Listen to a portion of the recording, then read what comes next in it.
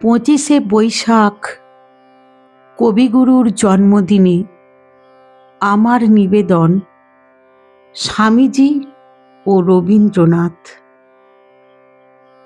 রবীন্দ্রনাথ ও বিবেকানন্দ দুই আলোর পথ, একটাই সত্য।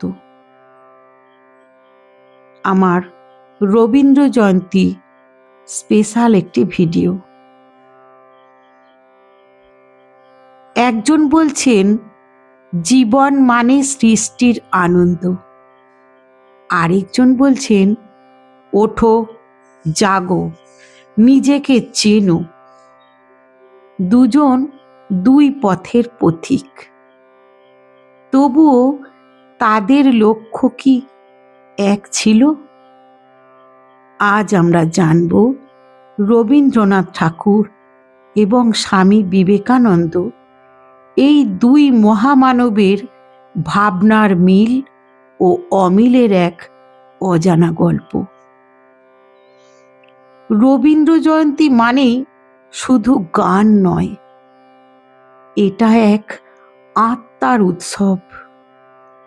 রবীন্দ্রনাথ ঠাকুর ছিলেন কাব্যের স্রষ্টা, আর স্বামী বিবেকানন্দ ছিলেন জাগরণের দূত।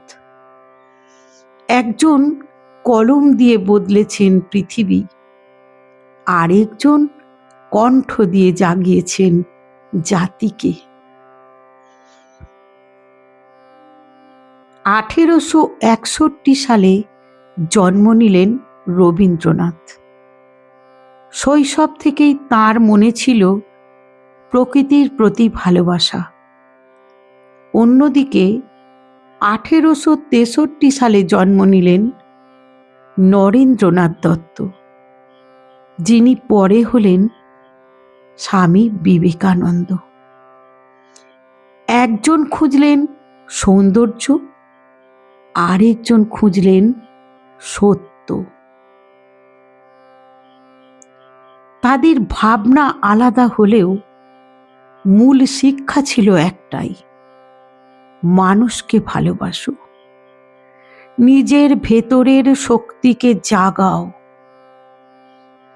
স্বামী বিবেকানন্দ বলেছিলেন প্রত্যেক আত্মাই সম্ভাব্য ঈশ্বর, আর রবীন্দ্রনাথ ঠাকুর বলেছেন মানুষের মাঝে আমি বাঁচতে চাই।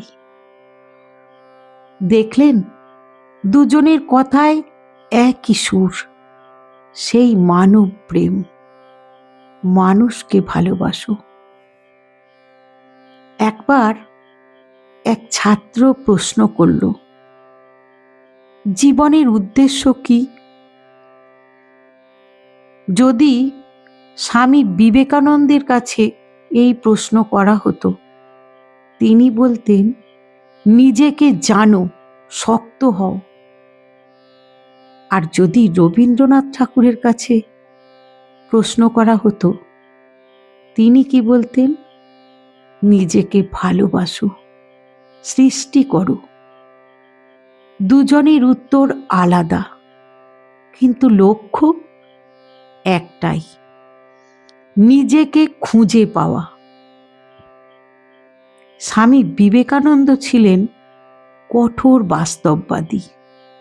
তিনি চাইতেন শক্তি, শৃঙ্খলা আর আত্মবিশ্বাস। অন্যদিকে রবীন্দ্রনাথ ঠাকুর ছিলেন কোমল আর সৃষ্টিশীল। একজন বললেন সংগ্রাম করো, আরেকজন বললেন অনুভব করো। এই দুয়ের মিশ্রণেই তৈরি হয় একটি পূর্ণ মানুষ। আজ আমরা কি শিখব? যখন মন ভেঙে যায়, মনে করো স্বামী বিবেকানন্দের কথা, ওঠো, আবার শুরু করো। আর যখন মন ক্লান্ত হয়ে যায়, তখন শোনো রবীন্দ্রনাথ ঠাকুরের গান, শান্তি ফিরে আসবে। আজ আমরা শুনব স্বামী বিবেকানন্দের বাণী ও রবীন্দ্রনাথ ঠাকুরের অমর শিক্ষা। তুমি কি কখনো ভেবেছ কেন আমরা বারবার ভেঙে পড়ি? কেন ভয় আমাদের আটকে রাখে?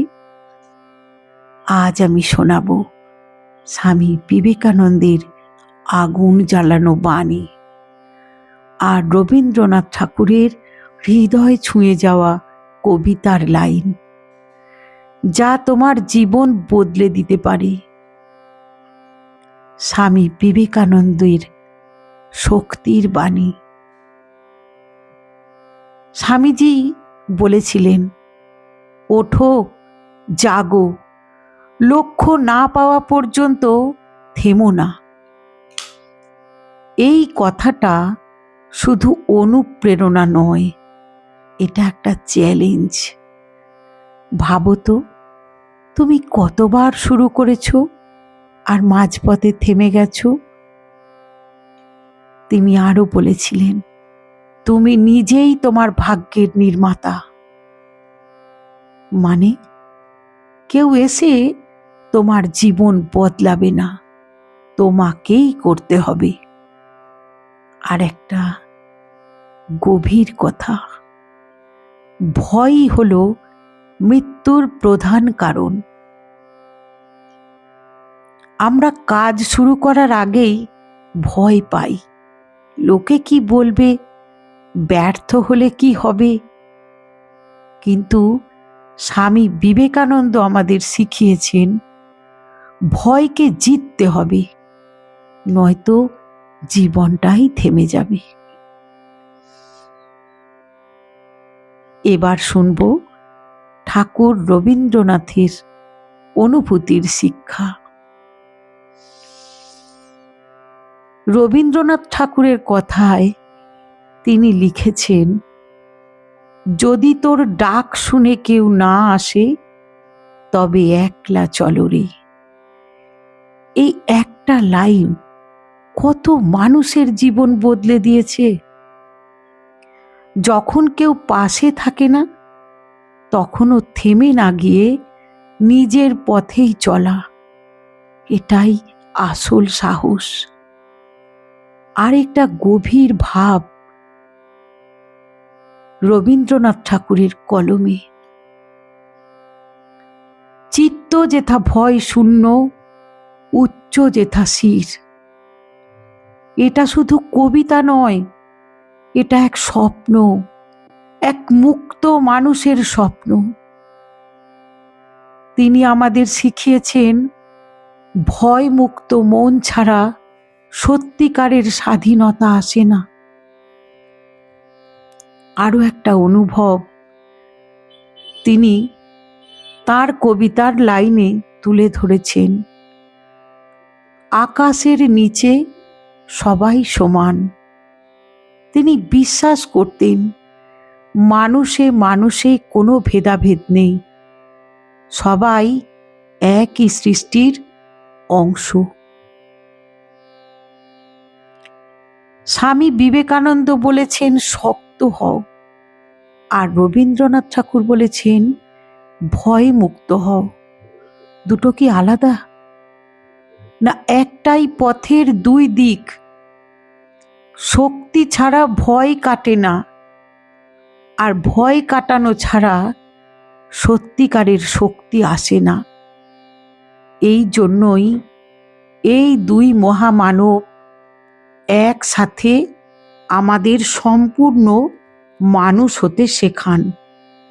তাই আজ রবীন্দ্র জয়ন্তীতে আমরা শুধু গান গাইব না, আমরা শপথ নেব, নিজেকে জানব, মানুষকে ভালোবাসব। কারণ রবীন্দ্রনাথ ঠাকুর আমাদের শিখিয়েছেন অনুভব, আর স্বামী বিবেকানন্দ শিখিয়েছেন জাগরণ। আজকের ভিডিওটি ভালো লাগলে একটা লাইক করুন আর কমেন্টে লিখুন জয়গুরু, আর সাবস্ক্রাইব করতে ভুলবেন না।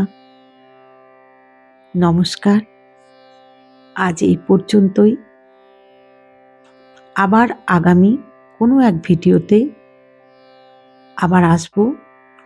ততক্ষণ পর্যন্ত সকলে ভালো থাকবেন, সুস্থ থাকবেন।